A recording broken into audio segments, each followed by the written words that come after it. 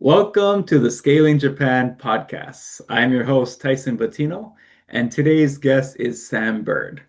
He is a seasoned marketer and communications executive with over 20 years of professional experience. He has held leadership roles across digital marketing, B2B communications, business development, and executive recruitment, notably serving as the COO of Custom Medium and AIM B2B. Sam has also lectured on digital marketing at NYU Tokyo and conducted numerous corporate communication training for multinational companies.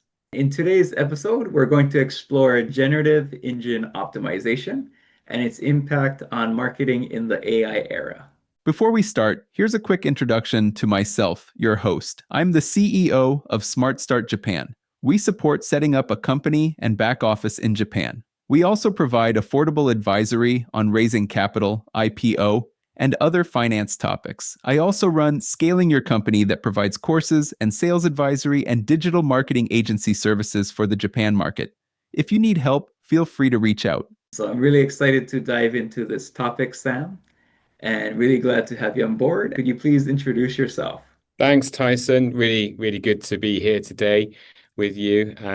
So I'm originally from the UK. I've been in Japan for 20 years. I came over on the JETS program, so I was an English teacher. Your Oh, extensive wow. bio didn't include that, but I think you covered everything else, which is great. So got into marketing after exploring a few different things after teaching. Yeah, around about 2010, and so been really fully into that marketing advertising space since then. Yeah, working in agency side, in-house roles as well, and then back into agency, and for the past couple of years, helping custom media evolve into its current state with a B2B specialist agency, AIM B2B, where we provide integrated PR and marketing services for international clients looking to succeed in the Japan market, South Korea, and Asia as a whole.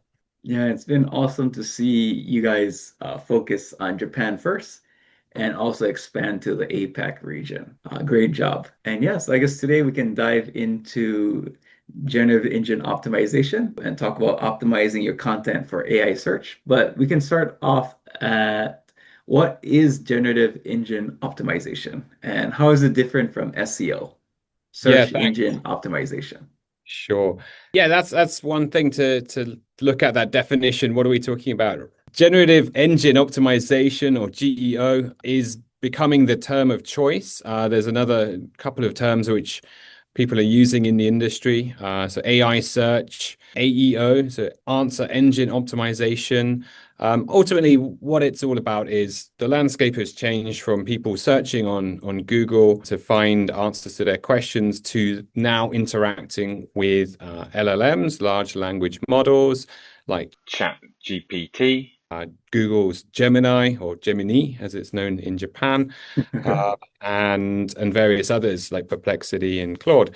So ultimately, the nature of the user behavior has changed. There's lots of surveys and statistics flying around, but one thing that sort of sticks out in my mind is college students in the US, the first thing they go to now is ChatGPT. They don't even use Google anymore. So that's their default. That's the new reality. And if you're looking to be found or get your content found and get your message heard in that new space, there's a whole new set of tools and techniques to be done so that you are optimized to be found in the generative engine, those LLMs. So Gotcha. GEO is all about getting into those AI generated responses. So when they provide an answer, let's say the source of the answer is listed as your company. That's right. That's right. So more and more, you're getting to see links, sources, citations in those answers. There's various ways that you can interact with an AI generated search. So even now, if you do go on Google, start searching, there's the AI overview that's shared at the very top of your answers. Often then on the on the right-hand side, there's a box with 3 main articles cited, and it's really important if you can be at all in that first 3 cited articles. And then after that, you've got your traditional Google search results. So that's in that, google.com search environment. But also, yeah, when you're in ChatGPT within that model searching, you'll get a lot of answers, and those links will be cited. And even if it's not, your link, you want to get your message there. You want to make sure that what you're saying is relevant and being picked up, and it's answering those questions that users have. Yeah, I find myself, I'll go to like google.com, I'll typing something in search, it'll show me some examples, and I'll be like, screw this. Like, I cannot be bothered to check through 3 websites. And I'll click AI mode because it's Right. at the top left. I'll get the answer. And to be honest, it actually has been pretty, like, I'll say 75% of the time I get my question answered. And it's Mm, like, oh, wow. So for me, I found that I've actually switched to AI mode being my dominant search method exactly. Yeah, no, I using think Gemini. that's very similar for a lot of us now. We maybe even go there first, because it does provide that succinct answer right away. You don't have to read 3 websites to find the answer you were looking for. It's already there for you. And if you want to check, if you want to dive deeper, the links are there, the details are there. So I guess probably the listeners in Japan already understand, but for those overseas, are, AI GEO, AI search being done in Japan by Japanese people? Yeah, for sure. It's definitely a little bit behind, say, the US in terms of pickup. One of the reasons is a lot of the statistics around AI search is dominated by the typical user behavior, people on google.com. So, AI mode was rolled out very recently in Japan versus a few months back in the US. So, one of the reasons that it's taking a little bit longer. However, definitely we're seeing our clients reporting that their buyers, their customers are using ChatGPT, as an example, as one of the dominant search, LLMs to get information now. So even in a B2B environment in Japan, people searching, for example, for cybersecurity providers and information around those sort of real business topics will be going to the ChatGPT. As an example, that's, I think, one of the leading LLMs here in terms of, I've seen survey data saying that might even have a sort of 50% market share, or 50% of the users do use that regularly. Google's Gemini obviously being integrated into the Android OS system. The latest Pixel phones all come, Gemini enabled. As that adoption gets rolled out to the other users of Android OS, which is about 50+% of the user base in Japan, you're going to see more and more, Gemini based searches coming through.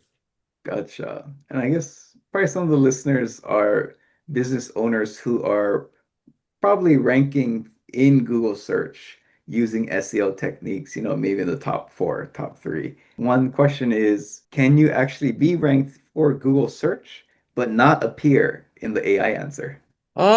Yes, I think that is possible. I think now there's definitely a lot of the same techniques and same best practices to be ranked in both SEO and in GEO, and to be displayed in those AI generated searches. Most importantly, it's the relevance to the question. Do you have the answer that is of use and relevance to the user? So SEO and GEO, that's the key point. Is that content answering the question of the user? Aside from that, there's different ways to rank highly on SEO. You've been, as a business owner, optimizing your content for SEO for years. There's various approaches that you do for that. You just need to take what you're doing there and add in a few more things on the checklist ultimately, to make sure that, it's a slight tweaking of how the content is written, how the content is phrased, saying, for example, step 1, step 2, step 3, making it into a set of content that an LLM can follow, that users are expecting in that interaction with a chat GPT. Gotcha. Yeah. In our case, for scaling your Mm. company, which is my brand name that has what's it, Scaling Japan podcast. I think it was last year, 20, I think it might have been 2024 November versus now. I think we went from 11,000 users a month to 22,700. So I think a 75% drop. But I saw ChatGPT or like, LLMs go from like, I think it was like 0.001, it might actually be like 5% of our traffic now. Mm. 5 to 7%.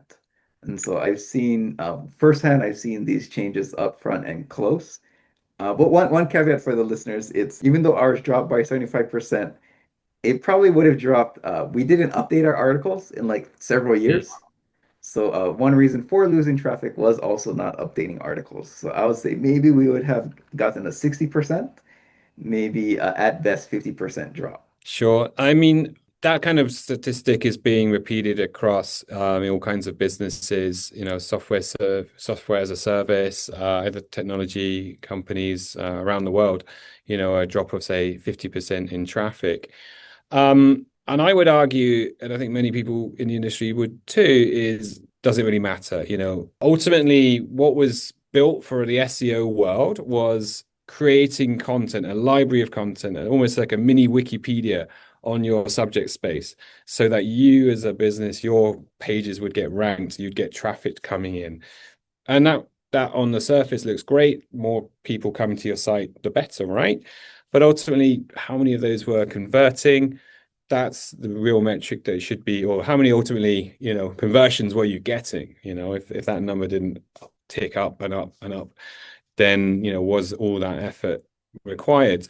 Even say the head of content marketing for Ahrefs, one of the leading SEO tools to help improve businesses rank in these areas, they're saying we all look back on that time with surprise. Why were we doing? What was the purpose? It was help. Google had invented this ecosystem to, encourage all of us in marketing to do a lot of blog content marketing, inbound marketing. That was the playbook.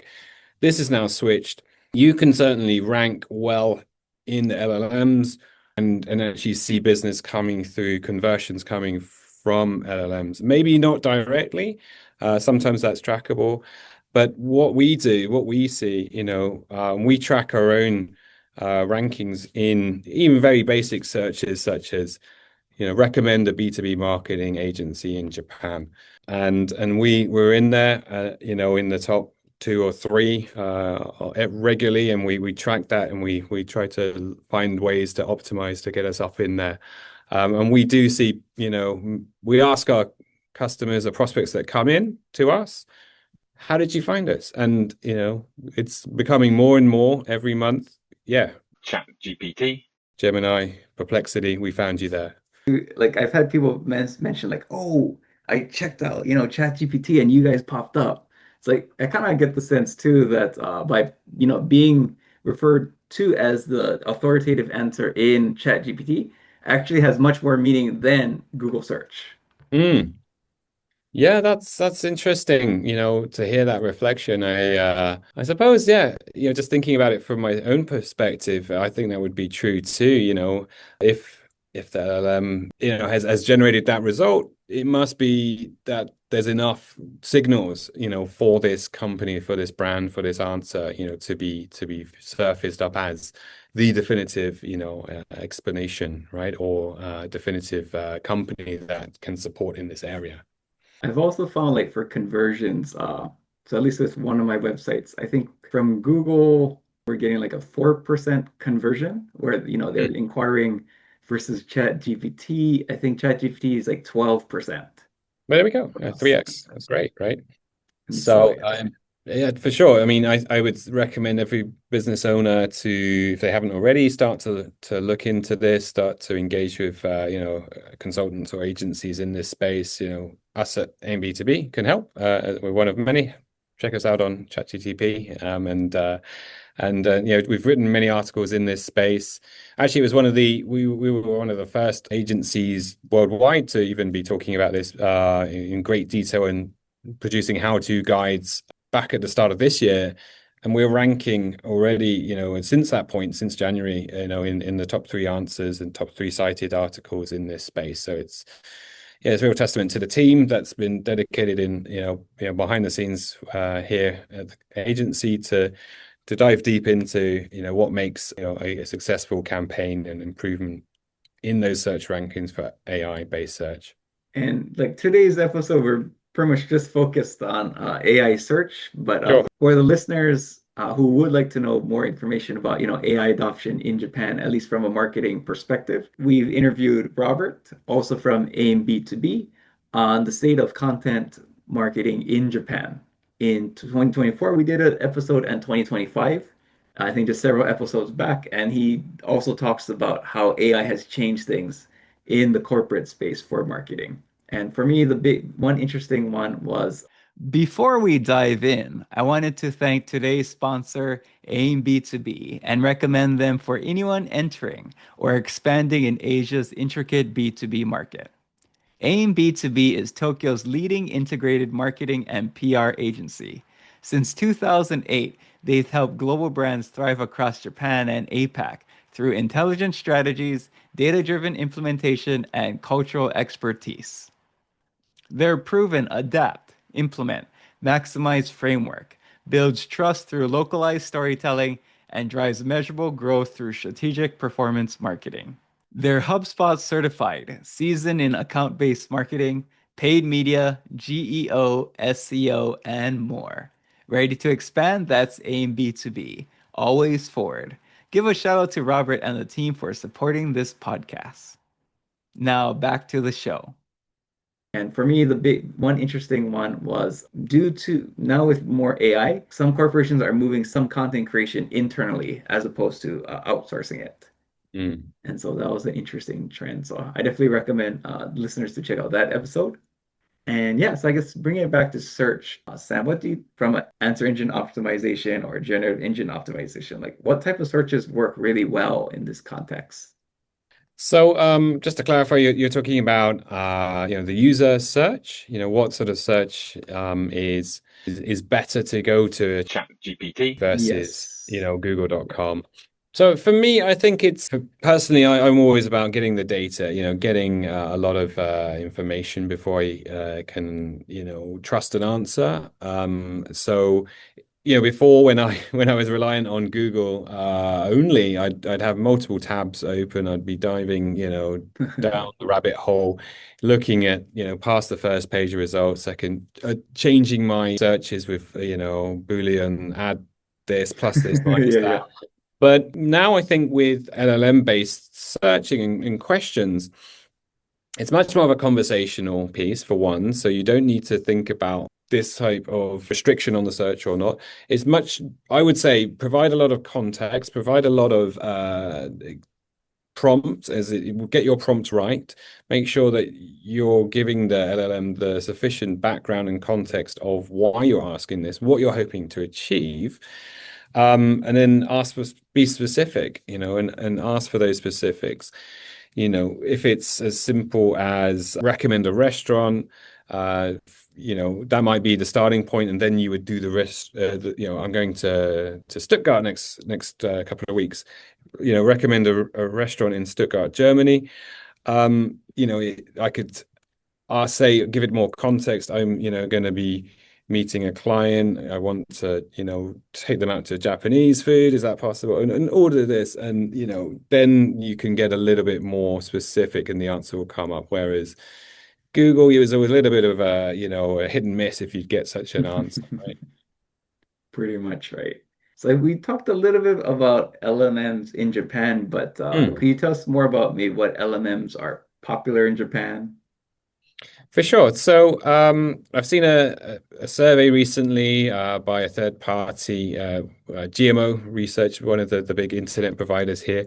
And I think they surveyed not too many people, but around about 300 people. And ChatGPT came out as, the number one with around 55% of users, respondents to that survey saying that you've used it or use it regularly.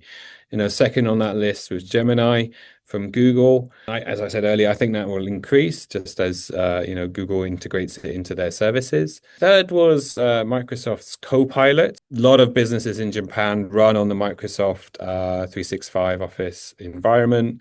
So you can only expect that, with that prompt in the corner of the app or on the desktop is going to encourage people to use that. After that, I think, like in most other markets, it's going to be specific use cases. Perplexity is in there, but it's quite a kind of a smaller use case. In the business, Perplexity has an AI business fellowship program, and we got accepted into that. So we're testing that. We've got 20 users using that every day to try and find use cases. It's good. It's definitely good for some things, and it's strong at some things, and other things are stronger, right? So as other markets, coders have, programmers have specific tools that they will use more than others. So. And I think more and more my kids, the next generation of users in Japan, right? They love things like the AI-based image generations and video generation tools that you can play with, and just with a few simple prompts, generate some really fun images. So I think that will certainly grow. Japan's very visual communication society, so we'll only see more and more of that.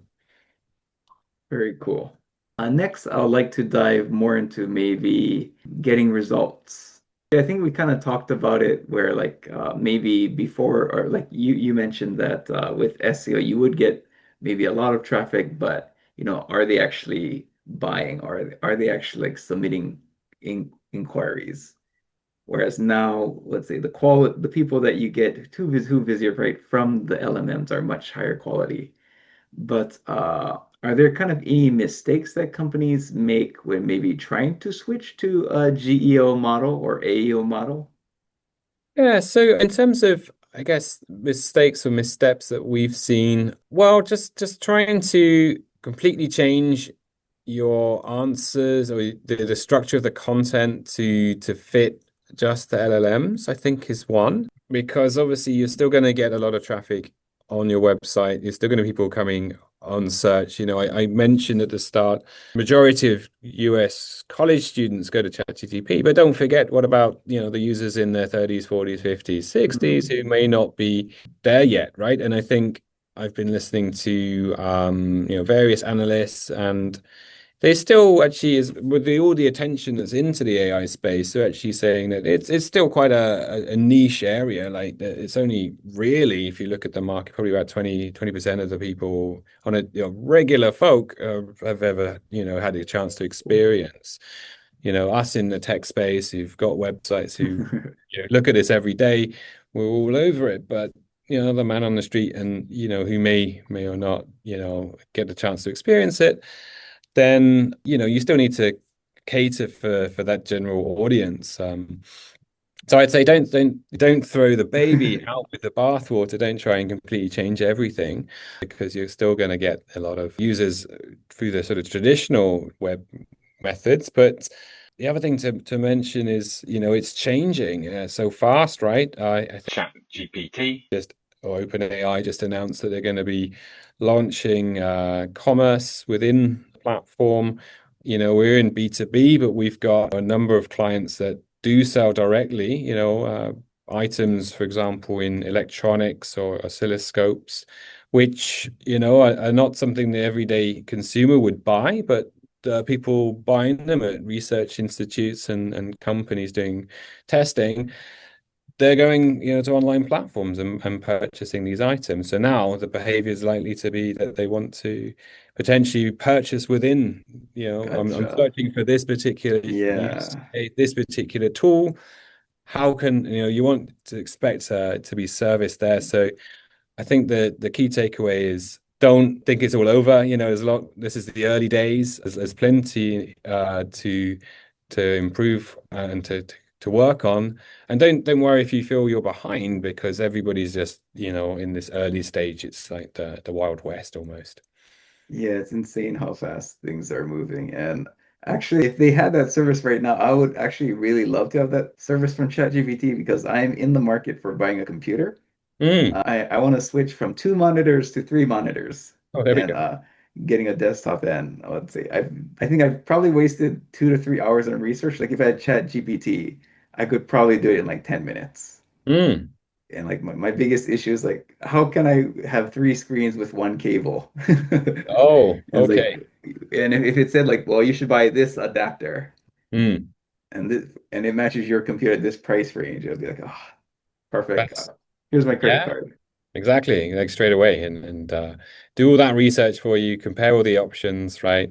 I mean, another thing that's come up in online discourse from various commentators I've seen is is there a need for brands anymore? Because reviews, there's reviews, online reviews, is that not enough? But you know, I think still with that trust factor, as much as an LLM maybe can sift through, thousands of reviews, we all know that those kind of re online reviews can be engineered as well, right? And maybe unscrupulous manufacturers might flood with, review sites with fake or incentivized reviews. So Yeah. ultimately, brands are still important because you've got that, his heritage, the trust factor is there. So, again, sort of how to get that relevancy, to come across in LLMs is an area that, we're still working out at this stage.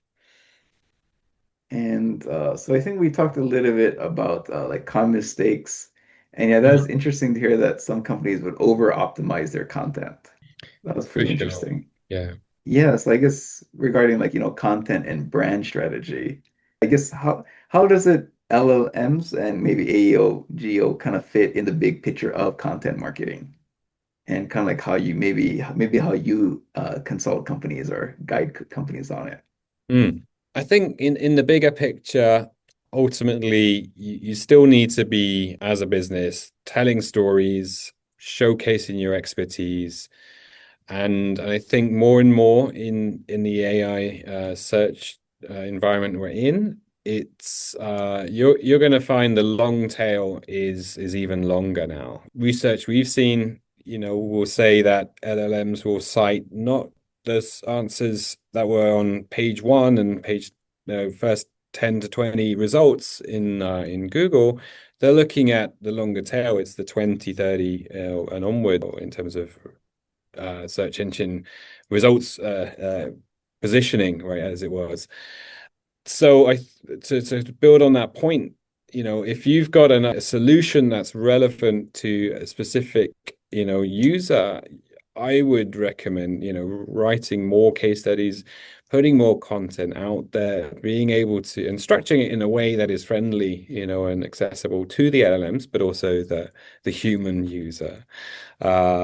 And just putting more content out there to showcase those different use cases. Because if I if I were to, be more sophisticated as a user, and I think people are doing this with LLMs, is to say, this is my background, this is my context, and this is the answer question I have.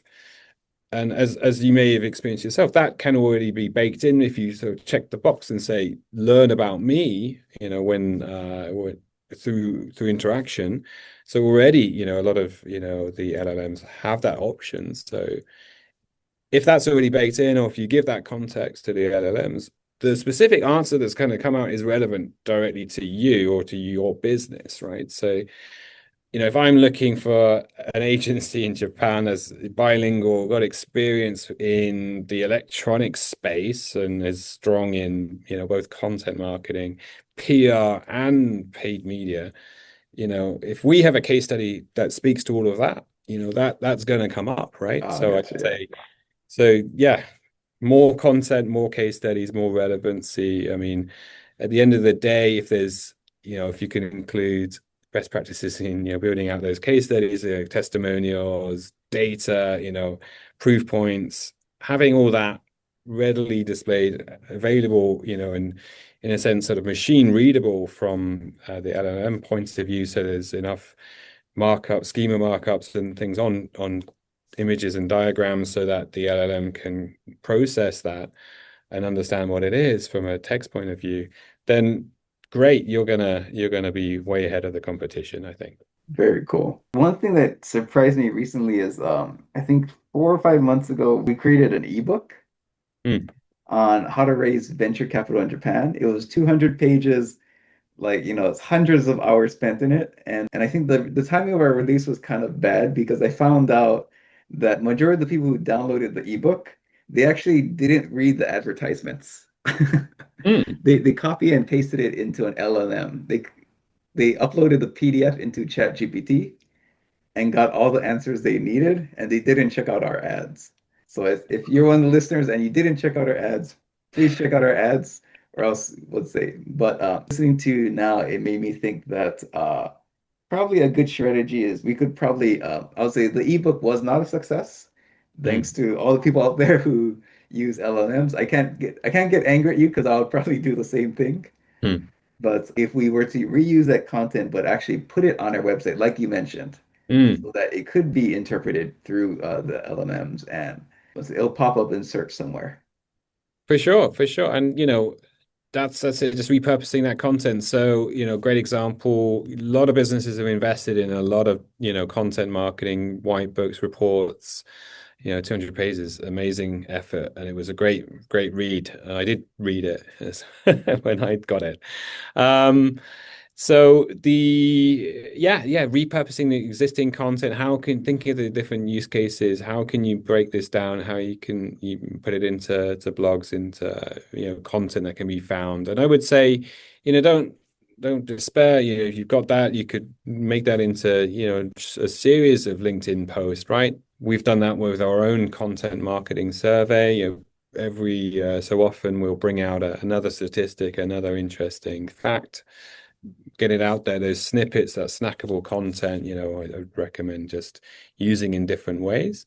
Cool. But yeah, at the same time, yeah, write out those blogs, or make use of the AI for your benefit. Say, hey, I've got this. Can you come up with ideas for 20 blog posts and what to highlight, what to bring out of it? So, and if you've got the raw Cheers. data, of course, it's not just going to be about take that diagram, and it's going to be hard to actually say diagram on page 52, because you've got the data to say to start with, right? And might take a bit of time, but yeah, have a go at that. See how it goes. Sounds good. I'm gonna ask maybe a few tips on just on how we can actually rank for maybe like AI gen or GEO. Like maybe if what are some few best practices? Mm. For sure. So, yeah, best practices. I mean, it's similar to SEO. So you've got the EAT, the experience, the expertise, the authority, and the trustworthiness. So that's going to come through in your content. As I mentioned before, that long tail, so making it really relevant for the search that someone might be doing. Obviously, an LLM will look at a variety of different sources. So again, getting cited in different places is important, and that's similar to what you would do in SEO, from a sort of domain ranking perspective, getting good backlinks coming into your site. So all of that is still relevant and worth doing. The other thing just to consider is look at what you've got. And this is a service we do for our clients. Take a look at the existing articles that you have, and just run them through a checklist as, a good 10, 20 points that you could go through. Things like, you know, how is the content structured, making sure it's in that format that is relevant for an LLM, in terms of just starting with a summary, looking at step one, step two, step three. You're building that story in structure that it's common to an LLM answer. You may even sort of feel that now more instinctively as you use it, but there are guidebooks we can help. We've got guidebooks on that. And the other thing is there is a little bit of sort of technical GEO, as it were, putting various schema markups in the HTML, just to make sure that the LLMs pick up and can read and understand, this is an important piece of Yeah. information. This is your address. This is, a key image, and explain what that image is, to the LLM as well. Cool. And I think to wrap things, my last question would be, I think I saw in one of your LinkedIn posts, but you talked about combining AI with B2B demand generation. So I guess that's probably one angle. And I guess the second angle is like, how does GEO fit into that overall strategy of B2B marketing? Yeah, sure. Happy to think about it more holistically. So, I mean, for us, when we work with our clients, it's really that end-to-end integrated approach, right? Companies come to us and say they need to improve their awareness in the market here. That might be through public relations, earned media, getting mentions into trade publications or in the Japanese press. And then from there, the demand generation piece, how do you then ultimately drive traffic, generate leads into your website? And, getting that earned media is step one, can be part of step one, right? So next, okay, as a user, I've heard about this company. I'm going to check them out. I'm going to either, Google them. I'm going to go to their website if I remember their name exactly, or I will go on ChatGPT. So from there, you really go, well, ahead of that, you've got to be ready, right? You've got to have that set of content that's going to speak to the audience, the pain points here in Japan. What are they looking for? What's, your point of differentiation as a company, a service provider? How are you then, different to the, multitude of Japanese companies doing similar or what's perceived as similar, alternatives to your solution? In terms of then the actual demand generation piece, paid media is a part of that. If you're looking to get a certain number of leads or a certain target account list, if you're going on more of an ABM, account-based marketing approach, then it's much more how can we get C-level decision makers, CIOs, for example, at these 200 companies. What's the best way to do that? How do we get in front of those? So again, there's some content usually that's a part of that. We might go through content syndication programs with some of the bigger tech media providers here, the likes of IT Media or Nikkei BP, publishers of Nikkei Crosstech, for example. Getting your content through paid media programs in front of those decision makers, and ultimately getting a list of names at the end of it. And then from there, it's really about how do you then interact with that set of leads? Do you get your sales team to pick up the phone right away? Maybe, but maybe they're not ready. Maybe they're just interested in that early stage of research. The stat is that basically the only time people will reach out to you is when they've done 80% of the research and 80% of the way through that buyer decision-making journey already. So you've got to be ensuring that your name's coming up in those initial research phases. So it's all about getting that right content, that's relevant to your audience. Again, that kind of long tail aspect I talked about earlier. So it all plays together really. So I think AI is one area that you've got to look at. You don't want to completely, all your competitors are looking at it as well. So make sure to think about what your strategy is, how you're showing up in the LLMs, but also don't forget it's only one part of that entire cycle, that buyer decision making journey. You've got to have the awareness, you've got to have the content to back up the message that you're wanting to get into the market. You've got to have those proof points, a local case study, ideally. If you don't have that, have a big name international brand that everyone's aware of in Japan, as an example. And then, interact, build a community, have those connections with the C-suite, do a roundtable if that's your approach. We can help there too. I mean, so there's just all many things to do, and don't sort of try and boil the ocean. You've got to pick and choose the areas that are important to you, and also don't try to expect quick results across everything. It all takes time to build your reputation in the market. If you're coming in fresh, for sure, it'll take some time, a good 12 months before you start to really see the results come through. Yeah, and I do see a lot of companies, they don't invest enough in their content. Mm. and then they pay someone a big salary to come to the Japan market, oftentimes doesn't get results. Yeah, so if you're gonna, let's say, enter the Japan market and you find someone good, you need to give them the ammunition. Yeah, for sure. A Japanese language website full of relevant case studies, full of relevant information, answering the questions that are important to this market. So really adaptation to the local audience needs here. Cool. So it was great having you on, Sam. And I guess where can the audience find you? You can find me on LinkedIn. So just search me, Sam Bird, AIM B2B, also custom media. So yeah, aim-b2b.com. You can find us there. Yeah, and we'll have links in the show notes too, and also to the report Thanks very on much. the content marketing landscape. Cool. Thank you so much. All right. Thanks, Nyson. It's been great.